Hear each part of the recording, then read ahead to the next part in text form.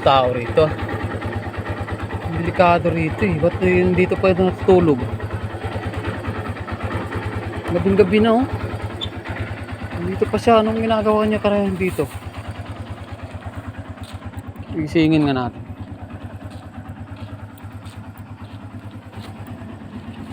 Kuya, kuya. Kuya. Oh. Teka lang, madilim. Dilim eh.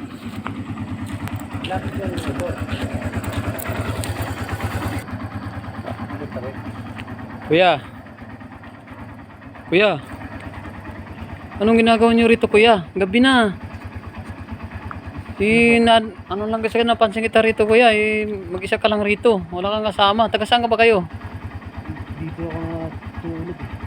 Ha? Dito po ako natulog. Delikado rito, kuya. Dapat hindi kayo rito natutulog. Taga saan ba kayo? Parehatid ko na lang kayo. Malayo sa amin. Oo, tignan mo yung lugar rito. Taga ano po ako eh. Taga Cubao po ako. Oh, ang layo nyo. Kasi Bulacan to rito eh. Ba't napunta kayo rito?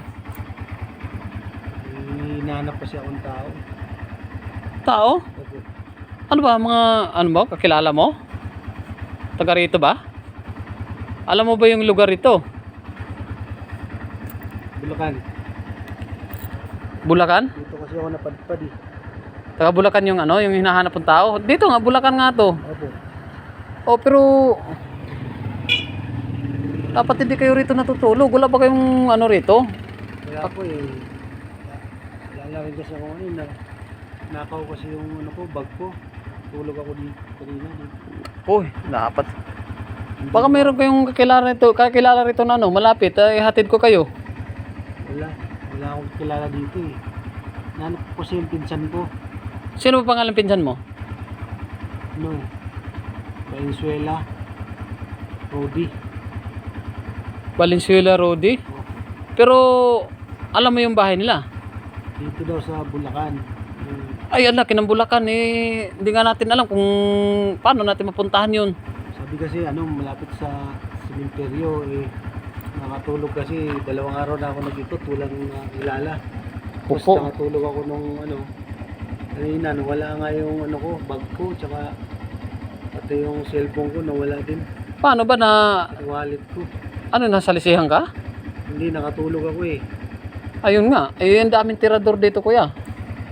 Eh, yun nga, Naku po. Di wala kayong kapira-pira dyan. wala ako. O ganito na lang, kuya. Ano, bibigyan na lang kita ng pera para makauwi ka. Ah, Kasi, bukas na lang kasi wala na rin ako mauwian kasi dun sa ano kasi sa Cubao, tinirahan ko. Pinsan ko rin, umalis na sila, umuwi na sila ng probinsya. Kaya ako na nga lang pumunta dito. Nandito daw ang pinsan ko, si Rudy Valenzuela. kaya nga po, pero dapat hindi kayo rito nagpapalipas ng gabi dahil delikado rito. Kung gusto niyo hatid ko na lang kayo doon sa may ano, sa may malapit doon sa highway, may waiting shed doon, pwede kayo magpaumaga ron. Yung mas, Na-report niyo na ba sa ano? Dapat ni-report niyo sa barangay yung ano, yung nangyari sa iyo. hindi ko kasi alam eh. Kung ano eh, barangay dito, hindi ko rin alam.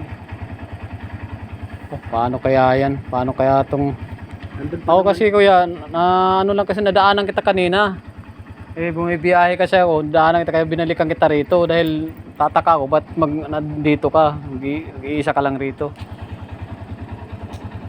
pwede, wala naman yata ano dito. Bukas kasi, palipasin ko lang ng gabi bukas. Oh sige kuya, ganito lang. Magagad ako. Bigyan na lang kita ng pera ha. Sige.